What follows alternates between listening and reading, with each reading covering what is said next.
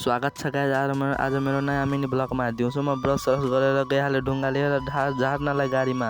ढुङ्गा झारिसकेपछि म आइहालेँ घरतिर। घरमा आएर देख्न सक्नुहुन्छ गाइज। त्यसपछि म गइहालेँ पुलतिर हल्का स्टन्ट प्र्याक्टिस गर्नलाई डेलीको तरह। त्यसपछि म आइहालेँ यताको भ्यू यस्तो नि छ। यहाँ मोटे बसिरहेको छ। त्यसपछि मैले माली एउटा खतरनाकवाला विली सानो। त्यसपछि म यो ट्रिक गर्न लाग्यो, मेरो फुटप्याक चाहिँ भाँचिहाल्यो।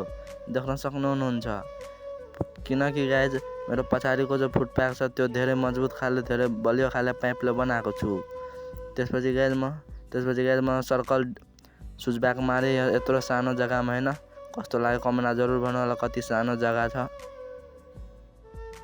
त्यसपछि म साइकल यहाँबाट झार्न लागे। झारिसकेपछि मलाई साइकल त्यहाँ माथि चढाउनमा वाट लागिहाल्यो।